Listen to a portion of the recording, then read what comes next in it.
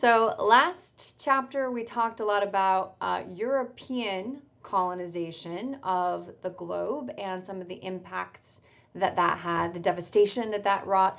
But most importantly for our purposes here, the way in which colonization established the economic relationships that persist until today as part of the world system. So the core and the periphery, and this form of extraction that depends upon raw materials and cheap labor being used, and then high-end manufactured goods being sold back in an exchange relationship that always sees those who are providing raw materials slip behind in the global economy.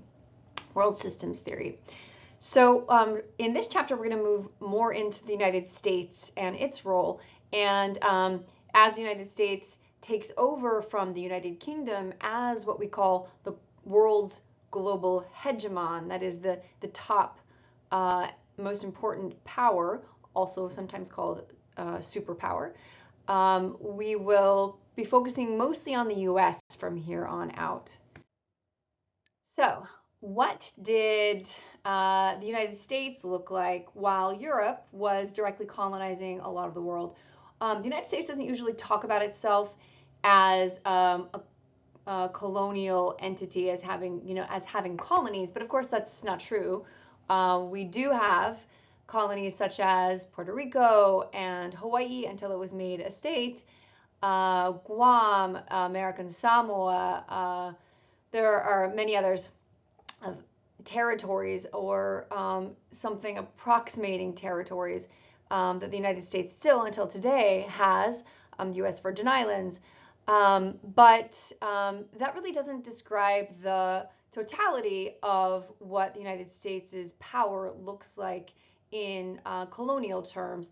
And the United States' role as a colonial power was largely in the Americas, the Caribbean and Latin America, until World War II, when it took over as global hegemon from the United Kingdom, from Britain.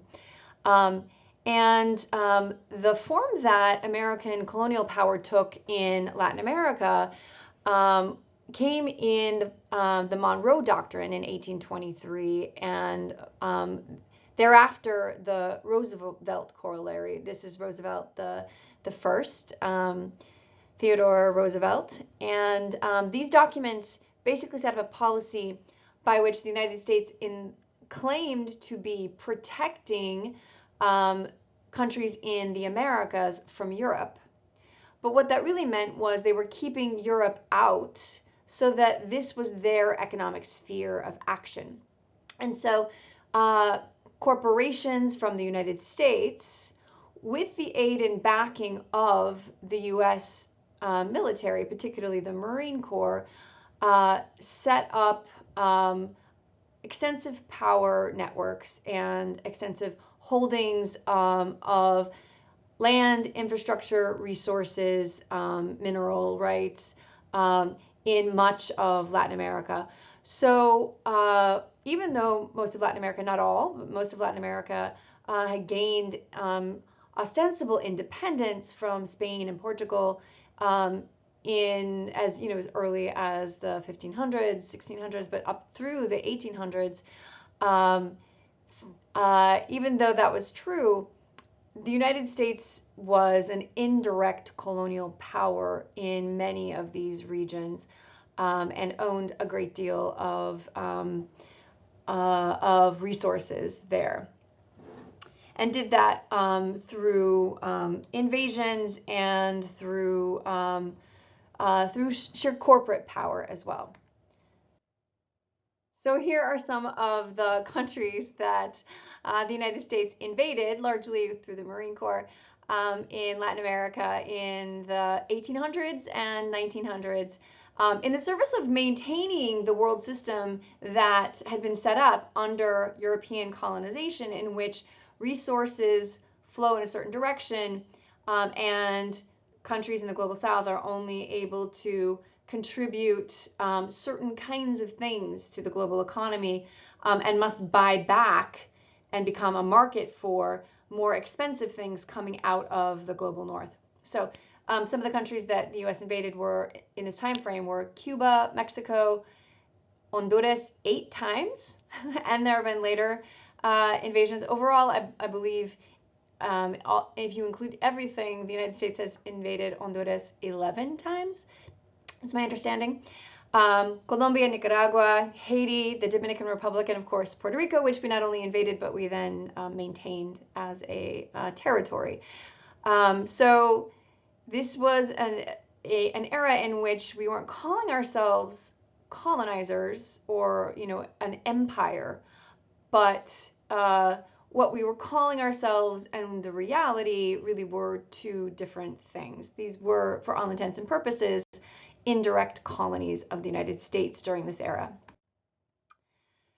So this world system that got set up through colonization, both direct and indirect, of Europe and the United States around the globe, it was described initially by a set of economists in Latin America in the 1940s that were called the Dependistas, the theorists who came up with the idea of dependency theory, the idea that if what you are contributing to the global economy is only allowed to be raw materials, then over time you will necessarily lose ground economically to the countries that are selling you back high-end manufactured goods. So if you're not allowed to develop your own economy that is able to produce high-end manufactured goods, then you will always be getting poorer and poorer and poorer in relationship to the countries that are producing those high-end manufactured goods. So this theory was associated mostly with an economist from Argentina who operated largely in Chile, whose name was Raúl Prebisch. And he had several other theorists in Chile who were in his orbit that developed a very profound critique of the global economy as set up under colonization, but also critiqued the USSR as not intervening in this global capitalist system. So one more time, dependency theory notices that colonization concentrates all the ownership of land, resources, and businesses into just a few hands. That is the process that enables the greatest accumulation of capital. And the world economic system is structured so that profits flow upwards to core countries, extracted out of peripheral countries. And he notes that this relationship persists primarily through what Prebisch calls the law of primary commodity value, which is, again, repeating what I said a minute ago, the value of primary commodity exports constantly declines relative to the costs of manufactured goods imported from core countries. So as this relationship once it's established, as this relationship progresses over time, then the gap between the wealthier countries and the poorer countries will get worse and worse over time because of the law of primary commodity value. So this speaks to a larger problem, not just in core countries not just in dependent countries in the periphery, but also within core countries themselves, which is if the goal of capitalism is to prioritize profit over everything else, and that is the sole aim of the system, and the entire system is structured towards that aim, towards accomplishing that, then you get a set of contradictions that follow as a consequence. Because if profit is prioritized, one of the primary ways to accomplish higher profits is to repress wages, so to decrease your labor costs. And if you do that over a long period of time, although you do get rising corporate profits, the increased demand for more profits under the logic of capitalism means that you actually bump up against a ceiling, because through the repression of wages, you have reduced the ability of consumers to buy anything. They don't have money in their pocket because they have had their wages reduced to a point in the name of rising profits. That means they can't buy anymore. At which point you can step in and say, okay, well, we'll give you credit for that. Because, of course, the logic of capitalism is not to improve wages, because that would then decrease profit. Instead, in the name of increasing profit, you can say, well, credit cards or other forms of credit can compensate for low wages. So then you get falling wages, but rising debt, which then ultimately creates a cascade of bubble bursts, right? So that you get credit accumulating and defaults that then cause the collapse of institutions, and you get these crises that then develop in a region in relationship to that problem, that then circulate all around the globe as capitalism leaves one area of crisis and seeks out another area to start increasing profits once again. So this internal contradiction creates a boom and bust cycle in any given place that we've experienced in our own lives. The Great Recession, which most of you probably don't remember very well, but was part of your lifetime, has been really impactful on generations of people since then. So before the Great Depression, there was a much more rapid cycle of this boom and bust internal contradiction of capitalism that led up to the Great Depression. So we talk about the Great Recession, which happened in 2007, 2008, 2009, 2010, all of those years, which were quite difficult up to 2012. But we don't see a recession happening for the most part every year at this point where we are in our economy.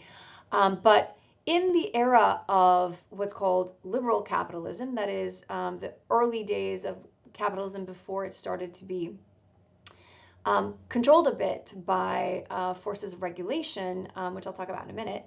Before that, we saw in the United States alone really rapid cycles of this boom and bust cycle of overproduction and underability to buy, and credit and speculation, and the defaults and banking going crazy.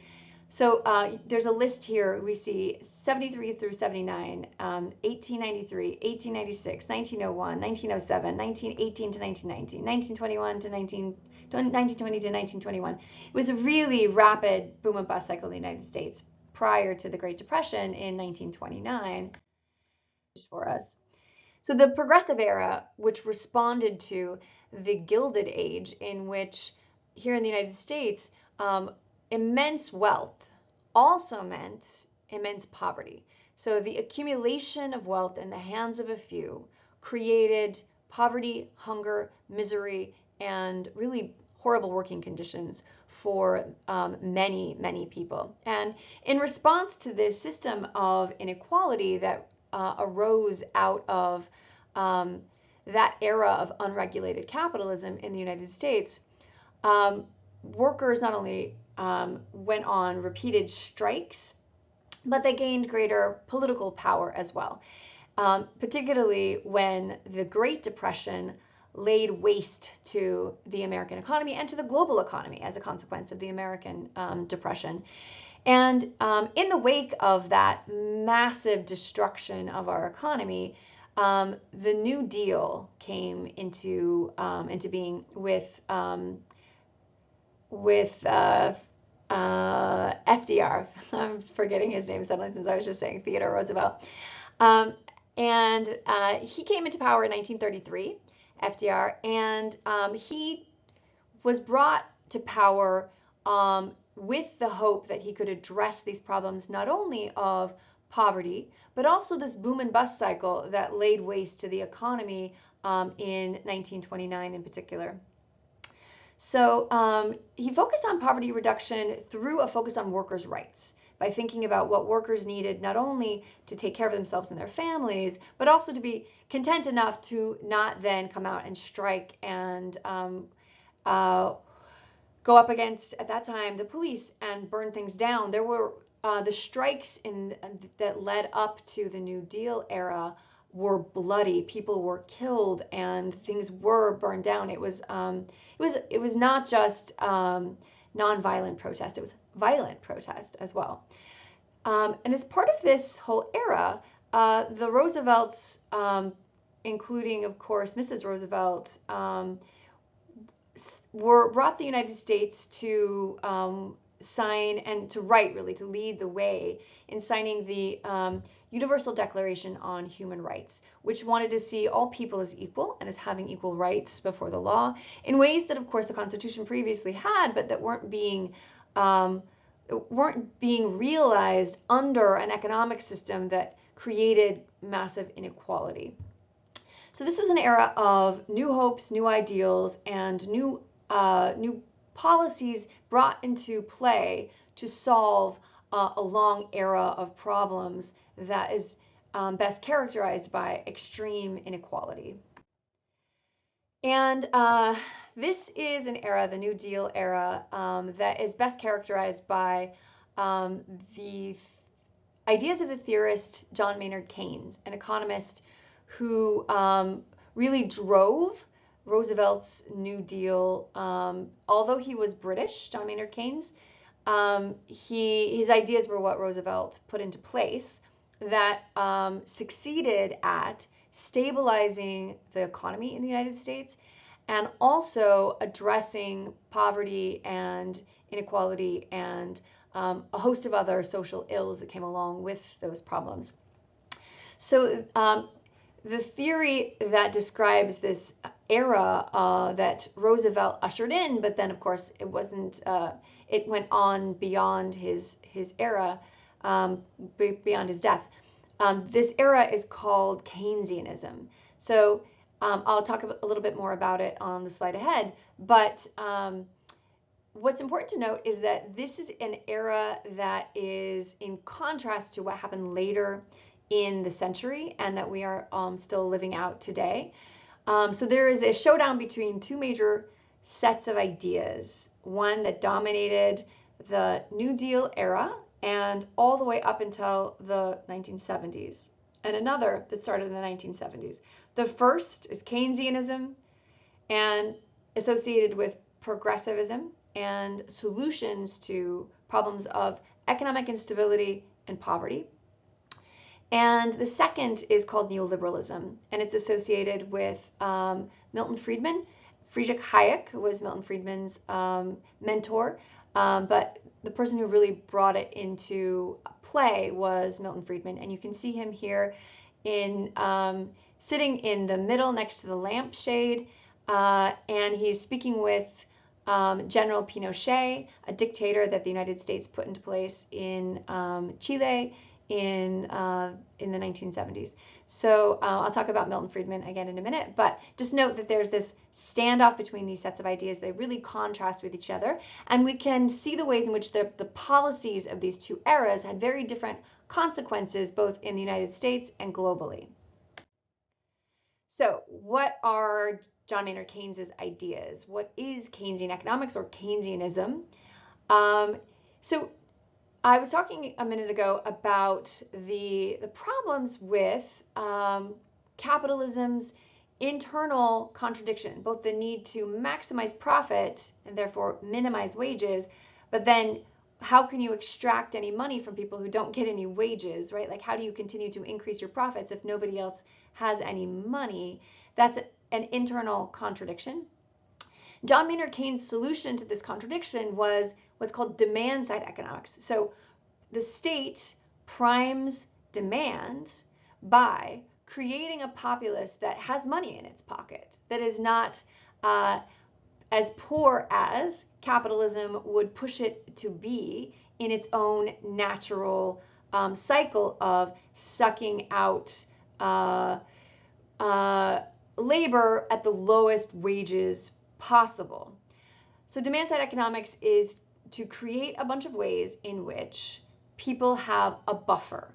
So for example, decent wages, making sure that capitalism cannot push wages so low that people don't have anything in their pocket to be able to spend, and so the whole system collapses.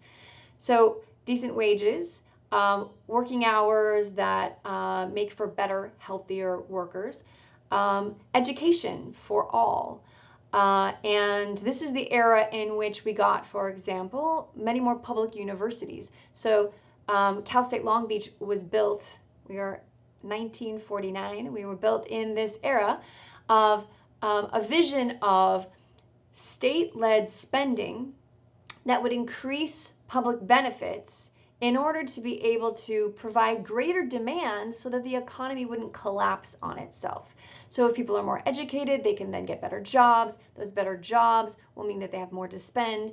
More to spend means that the economy is going to continue rather than just through internal contradictions coming to a halt, grinding to a depression or a recession as a halt. Another important thing that Keynesian economics forwards as a set of policies is that the market should have more rules to make it less volatile. So there should be a bunch of ways in which we make it more difficult for speculation and for credit collapse and for banking fraud and for all sorts of bubbles that then can undermine the rest of the economy and harm everyone. So market guardrails that would make sure that, for example, banks don't both invest and also take people's money, so that the banks that are meant for everyday banking are not the same banks that are doing financial speculation in the market. So keeping those separate, or having all sorts of checks and controls to make sure that the finance sector isn't lying, isn't doing a lot of the things that we've seen crypto do in recent years. More checks and balances in order for the market as a whole to become more stable, so that we see fewer booms and busts like we saw in the late 1800s, early 1900s, as a result of what's called unfettered capitalism. So this is fettered capitalism. It's still capitalism, but it's capitalism that has rules and controls in order to make it less volatile, which it naturally is.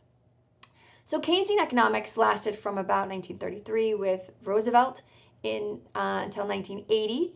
And when Ronald Reagan ushered in what is called the neoliberal era and brought in the ideas not of Keynes but of Friedrich Hayek and Milton Friedman. But this era of Keynesianism, it saw great growth in American education. It saw an increase in American life expectancy. It saw a major decrease in inequality. So this is the era in which you could get a good salary from a working class job in a factory, whereas of course that's become more difficult today. So this is the era of labor having political power through unions, and of focusing on the little people economically, which saw a lot of improvement in problems like poverty and inequality and health lifespan. So in conjunction with the progressive era and Keynesian economics, and Roosevelt's and his wife's focus on human rights, Roosevelt ushered in a very different set of policies from his cousin Teddy Roosevelt in the Roosevelt Corollary of 1903. Franklin Delano Roosevelt brought to bear what is called the good neighbor policy in 1933 when he came to power. And for about 20 years, from the time Roosevelt came to power until 7 years or so after his death, the United States actually stopped invading countries in Latin America. So the Marine Corps didn't go around like seizing ports and seizing warehouses and doing full-scale invasions anymore. Instead, the United States stopped being as much of a colonial power in Latin America. To a certain extent, of course, the territories still stayed in place, but there was some reprieve for the countries of Latin America from U.S. intervention under previous policies. At the same time, in this era, post-World War II, just like Roosevelt was lifting American control of Latin America, U.S. control of Latin America, so too, after World War II, many of these former colonial powers like Britain and France and Germany and Italy and Belgium, they didn't have the wherewithal to maintain their empires anymore. And slowly you started to see countries gain their independence. Not just that Europe didn't have the wherewithal to maintain it after being devastated by World War II, but also people around the world who had been under colonial power organized and really fought back to gain their own independence, and they shared ideas with each other and spread the demand for national independence across the globe in really potent ways. So in this era after World War II, you started to see massive independence. So here's a list of some of the countries of the 92 from 1945 until 1990, some of the countries that gained their independence in this era. You've got Iran, Qatar, Congo, both Congos, DR Congo, Cambodia, Laos, Malawi, Zambia, Uganda, India, Pakistan, of course. But this is just a few of the many. So there was this onslaught of national independence that really changed the story of world systems economics that we've been laying out previously. So under colonization, of course, land and the economy had all been oriented towards the control of Europeans or the control of locals who had taken over from Europeans in places like Latin America, which was no longer directly under control of Spain and Portugal, but was instead under the control of basically colonial powers within these countries. That is to say, people who were of Spanish and Portuguese descent, who now lived in these places, but maintained the system of extraction that kept them as colonial powers. They just didn't directly pay tribute to other people in Spain and Portugal anymore. But it wasn't as if indigenous people have regained control of their land. So when independence came to bear on all of these former colonies who had had their economies shifted and focused on forms of labor exploitation or resource exploitation and becoming a market for consumer goods from the global north, there was this need to shift the economies extensively. So some of the things that needed to happen were that the land that had been amassed in a few hands and turned into plantations and turned into fazendas and different versions of that, latifundos, around the world, that those be broken up and given back to the people who had worked on them, who were not able to live decent lives because they were a step up from being enslaved in these massive plantations. Also, there was this need to nationalize key resources like oil or like copper mines or like bauxite mines or like any of the massive resources that were owned by companies in former colonies, that those should come back, those resources should be owned now through independence locally rather than continuing to be owned by the former colonies. Also, there was a need for infrastructure because the colonizers had created infrastructure that was oriented only towards shipping things out to be sold and to make them a profit. They did not focus on infrastructure for the needs of the local people. So the Brits always are so proud of themselves for having brought railroads to India, but the railroads that they built only served their own economic interests. They did not serve Indians. Indians were by and large not allowed to even touch the railroads. And so there was a need to start building railroads that actually served people and didn't just serve the profits of the British or the French or the Belgians.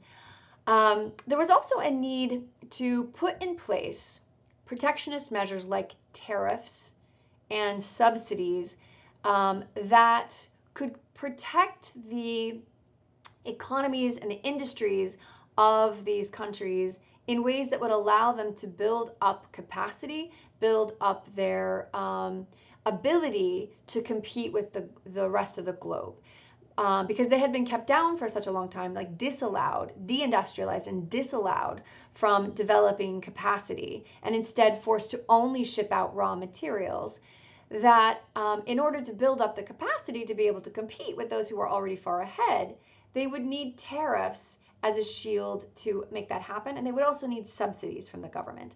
And there also needed to be rules that foreigners couldn't be owning these things because that was an ongoing form of colonization. So they needed to fully restructure and think about a set of policies that would enable them to rise out of just producing raw materials and instead start to produce more complicated manufactured goods that could allow them to offset that relationship in world systems theory that we talked about. Also, there was a need to create labor protections for people who had been being exploited by the world system and being, just beyond being enslaved. That people needed to have not only the same things that the United States had fought for and won, having minimum wages, having set kinds of hours so that people couldn't be worked for 14 hours a day for 6 days a week, and more protections on the kinds of conditions people should be able to work under. And then, just like the United States in the progressive era that I was just talking about, there needed to be an expansion of access to education, provision of health care for everyone, provision of education to everyone, and provision for old age in the form of pensions or some version of pensions like Social Security. So all of this was what was necessary to get former colonies out of their relationship to the global world system as mere producers of raw materials that would forever keep them below and behind. So during this era of new independence in these former colonies, when there were all of these developmentalist practices and policies put into place that wanted to shift the relationship of these countries, what took place was really quite miraculous. There was economic growth in a way that there had not been under colonialism before, of course, since that wasn't the intent. Poverty decreased rapidly. Hunger decreased rapidly. Child mortality decreased rapidly. Education started to rise, and lifespans started to increase rapidly. So there were a few decades there, right after independence, up until the era of neoliberalism in the 1980s, when there was really a remarkable shift away from the problems that colonialism had imposed on these countries. This is the story overall. It depends on country by country on whether or not each country was able to implement these developmental policies. But to the extent the countries were able to implement these policies, they saw these kinds of changes as a result. So true success.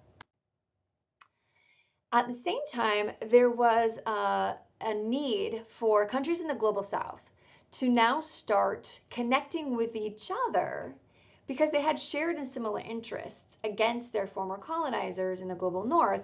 They wanted to connect, and they wanted to connect in a way that would not align them either in the Cold War with the United States, or during the Cold War with the Soviet Union, right? Because post World War II, when all these new countries are getting formed, we had two sets of superpowers: the communists and the capitalists, and two poles around which most countries gravitated. And a lot of these countries that were newly independent said, we don't want to be anyone's puppet. We don't want to be anyone's lackey. We don't want to be on that side or this side. We want to just connect with each other, start trading with each other in ways that will allow us to build up our own economy that is not controlled by either of these other two entities.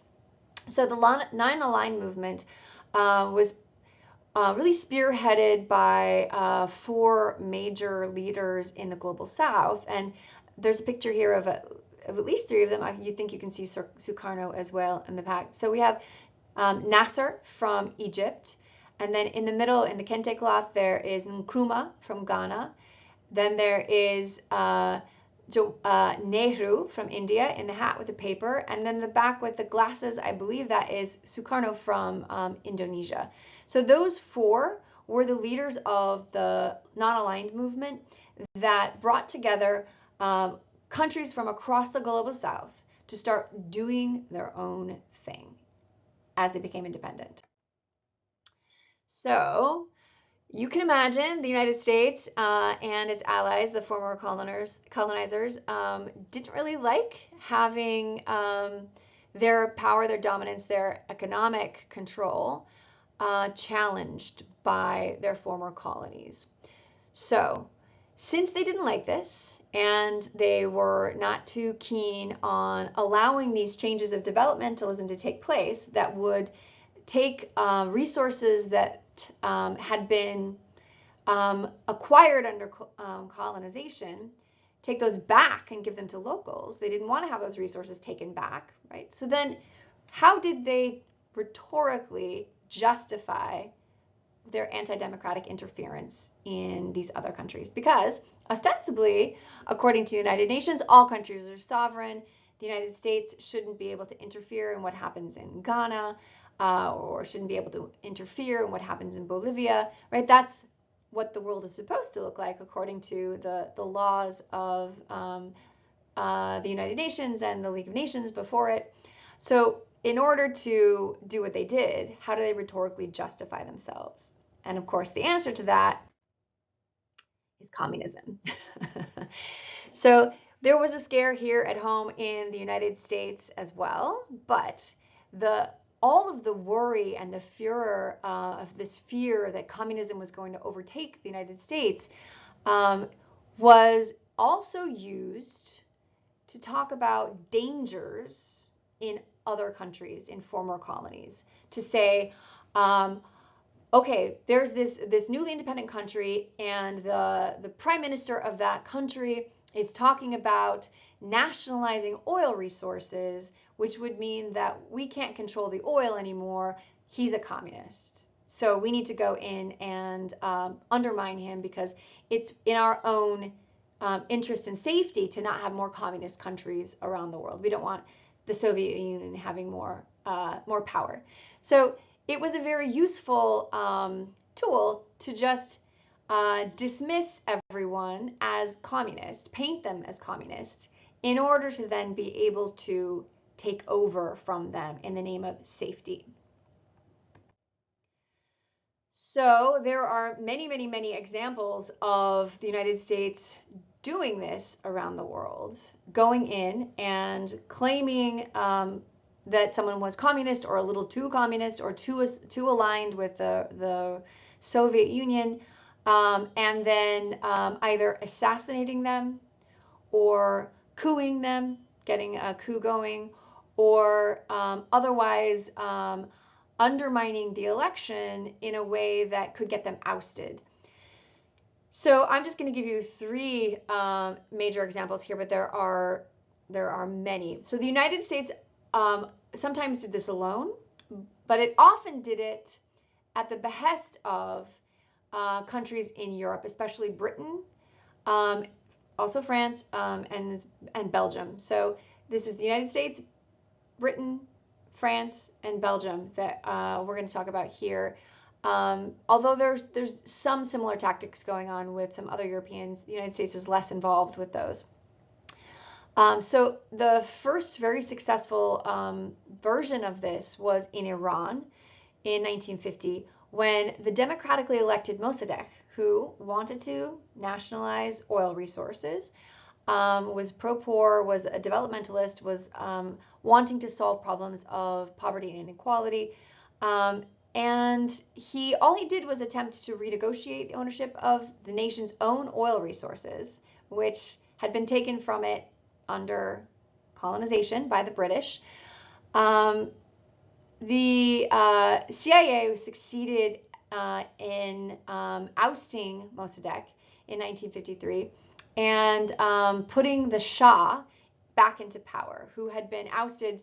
The Shah had been ousted. He was a non-democratically elected dictator, and the CIA put him back into place in taking out a democratically elected head of state in Iran, so that the oil could be controlled. And the Shah enabled British Petroleum to continue to control the oil supplies out of Iran for 26 years. So he stayed in place for 26 years up until the Iranian Revolution in 1979, which brought to power through anger at that British system of control under the Shah.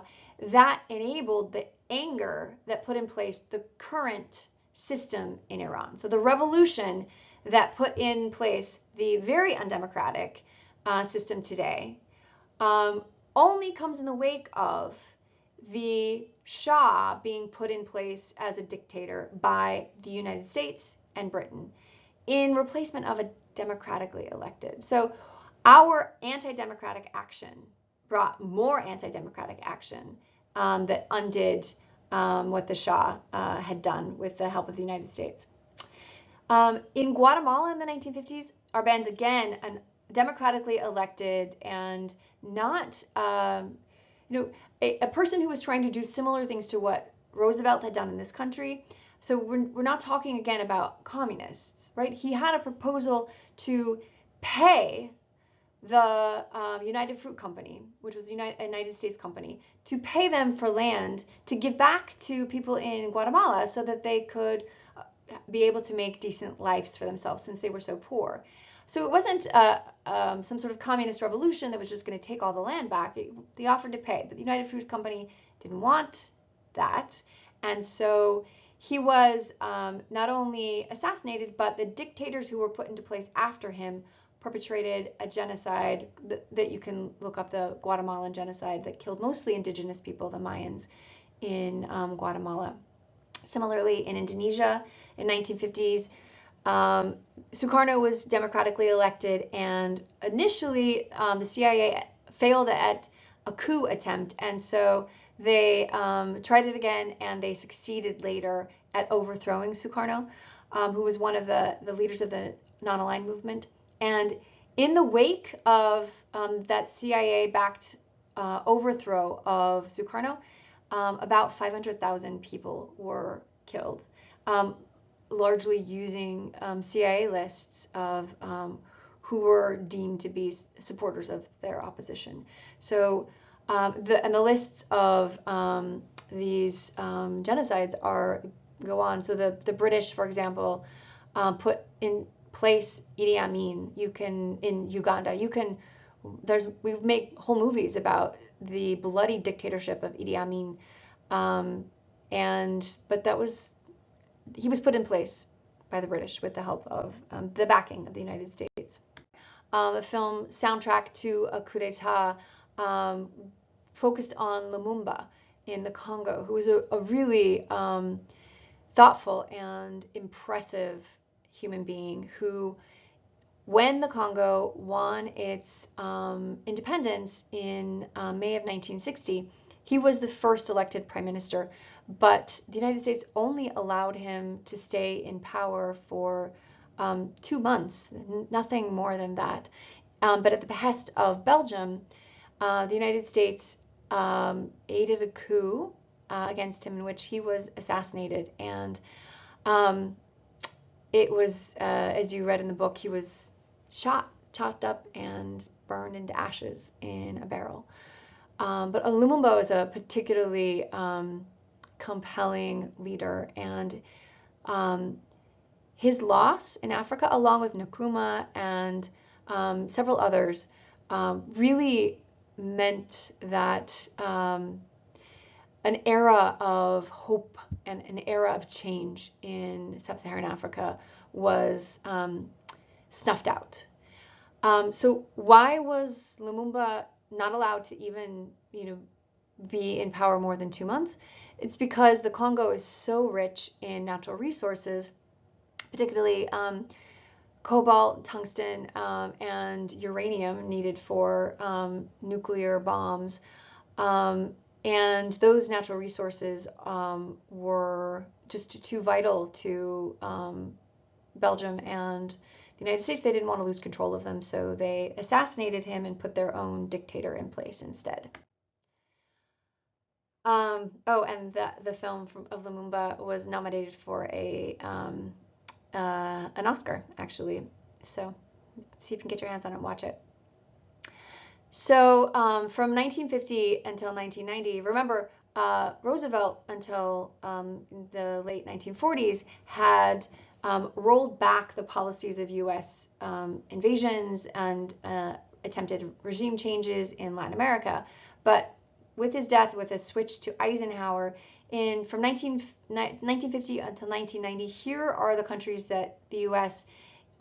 Attempted or succeeded at regime change in. So Burma, Egypt, Iran, Guatemala, Syria, Indonesia, South Vietnam, Cuba, Congo, Laos, Dominican Republic, Brazil, Iraq, Indonesia, Cambodia, Chile, Bolivia, Ethiopia, Angola, East Timor, Argentina, Afghanistan, Chad, Nicaragua, Grenada, Panama, Paraguay. And these are not to mention the things that France was doing or Germany was doing. But so it's not that the U.S. just used regime change either through assassination or coup or through destabilizing a democratic process. Occasionally, it's that this was the general MO around the world. So these assassinations, coups, and threats of invasions, when this started to be the norm, then any leader in a country in the global south had to think twice about what kinds of policies they were going to put into place, either for fear of being taken out, or for fear of what their own people would want from them. So there was a shift away from developmentalism and a return to the old colonial order, in which supposedly democratically elected officials are now still beholden to old former colonial powers, but again, it's now indirect. They look to be independent, but in reality, they have the constant threat of being assassinated or being couped or being fully invaded. And so they're boxed in a way that then forces them to push the country's economy back into its position as providing largely raw materials or low-end manufactured goods, but not attempting to develop their economy in such a way that would allow them to compete at a higher end with high-end manufactured goods. So as the developmental policies fell back, we saw poverty and hunger rise again sharply. So, when we talk about why are some countries poor, again, the answers that often come up are things like, well, there's a lot of corruption, or also things like, well, why are those countries so unstable? Why are they always going to war? And sometimes there's this discussion. I hear people talk about this sometimes in terms of either places they themselves have come from or where their parents have come from, that, well, the people aren't very democratic there. They're not really prepared for democracy. They're not up to democracy. Or, people the culture is really corrupt there. I hear things like this all the time. But when you actually look at the reality of the history, where did the corruption and the lack of democracy come from? It wasn't something baked into the local people. It's in fact, the democracy had been destabilized and dictators put into place, or quasi-dictators put into place in ways that then facilitate corruption, right? So it's not that people are undemocratic, it's that the United States, Britain, France, Belgium have destabilized the prospect of democracy and put in puppet dictators. And the Soviet Union has done that as well. All right, so now we shift. That's the era of developmentalism, progressivism, and then the response to developmentalism in the form of coups. And we start with 1980. More coups, but now we're seeing put into place a new set of economic theories, not only in the global south, but also in the global north. So we see a shift away from the progressive policies of the 30s onwards, and we see a new set of ideas come into play. And we have Milton Friedman here again with General Pinochet, who was one of those dictators that was put into place by the British and the Americans in Chile because his predecessor Allende, who was democratically elected, wanted to do more to end poverty in Chile. So a brutal dictatorship under Pinochet was cooperated with, put into place, and then backed and worked with closely by neoliberal economic theorist Milton Friedman from my alma mater, the University of Chicago. So in contrast to Keynesianism, Milton Friedman offered what you can think of as supply-side economics, also sometimes called trickle-down economics, depending on which aspect of it you're focused on. So supply-side economics says, rather than making sure that people have money in their pockets, that's demand side, instead, make sure that we produce products as cheaply as possible. And so we'll supply cheap goods, and that will keep the economy flowing, rather than we'll make sure people have good wages and good working conditions so that they are solidly grounded to be able to be consumers, instead doing it the opposite side. And so lowering prices and increasing business profits from that side demands, rather than state-led development, instead business-led development. So the theories of neoliberalism are basically that the state should get out of the way. The state should roll back its policies that regulate anything. It should roll back its interventions like services, and it should instead let the business sector do everything. So the three main prongs to the neoliberal economic package are austerity.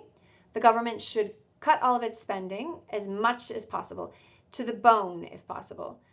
Privatize everything that the government owns, should get privatized, sold off to the business sector.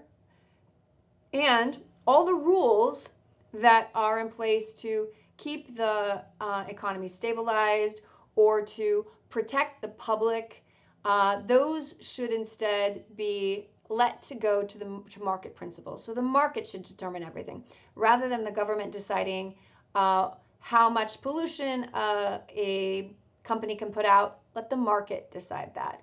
Rather than letting the government regulate medicines, let the market regulate that. Let the market decide that. So market liberalization. So austerity, privatization, deregulation. These are the three primary ideas.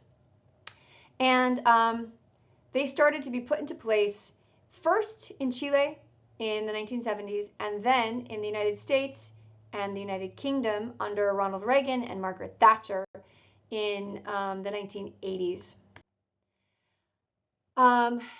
In contrast to the decrease in poverty and the increase in lifespan that we saw under developmentalism, under progressive policies earlier in the century, what we've seen under neoliberalism is a return to the levels of income inequality and wealth inequality as under the Gilded Age. So that era of boom and bust cycles that I was talking about earlier, where there was this constant rolling recessions or depressions every year or every other year, every few years, that also yielded massive wealth. That system yielded massive wealth for a small group of people. We're starting to see similar levels here in the United States today as the Gilded Era. So we've returned to liberal capitalism. We now have neoliberal, that is a return to or a new form of liberal capitalism, and it's seen similar levels of wealth accumulation at the top and income inequality for all. So just putting that same idea in a different graph here, starting in 1980 when neoliberal policies came into play under Reagan in the United States, you can see that the rate of growth of income after taxes and transfer, so whose income is growing fastest under this system, it's actually differentiated not just by the 1%, but by the 0.01% and the 1%, the 0.1%. So those tiny fraction of the people are getting the greatest rise in their incomes starting in 1980 as these policies continue onwards until today.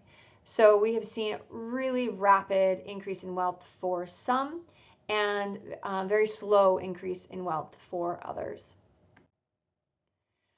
Okay, so overall, the big picture that we have is last chapter we had colonization, which was slavery, indentured servitude, the deindustrialization of economic capability in much of the global south, and a whole process of dispossession, taking over land, taking over resources.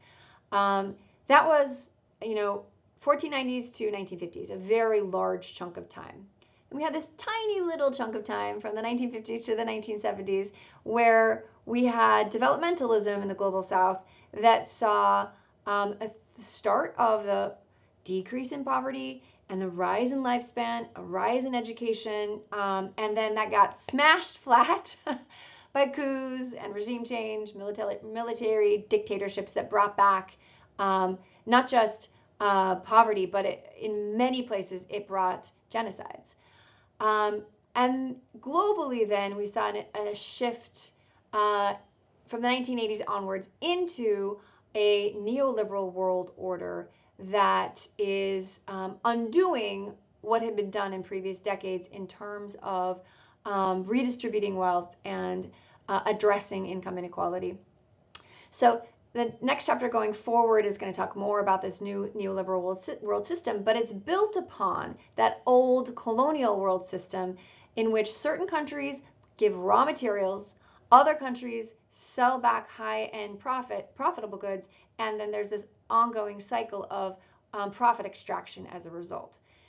So in the next chapter, we're going to talk about the IMF, the World Bank, and the World Trade Organization, and how these entities, they shifted their economic policies away from poverty reduction and instead towards business-oriented policies of neoliberalism that wanted to maximize profit for companies in the global north. Okay, so if you're going to think about what to take away from this chapter, I want you to think, how would you answer this question? Kind of already answered it in the conversation as a whole, but think to yourself right now. How would you answer this if you encountered this on the final exam? What's a more historically accurate explanation for political instability, authoritarianism, and corruption in much of the global south than, oh, traditionalism or lack of modern institutions and values or corruption? What's the whole story there? And you can answer this both from this chapter, but also from the film that we watched, The End of Poverty. So another question, are these kinds of anti-democratic interventions still part of our approach in the United States to international relations today? Are we still doing this or not? So I would suggest you go and look this up, and particularly look it up in relationship to the Chavez regime in Venezuela and to Aristide in Haiti.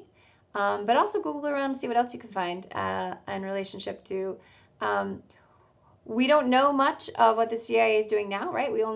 CIA only opens its documents after 50 years. So we're learning a lot about what happened to like Lumumba, for example, only recently. But what do we know about what's happening today and to what extent we use these tactics today?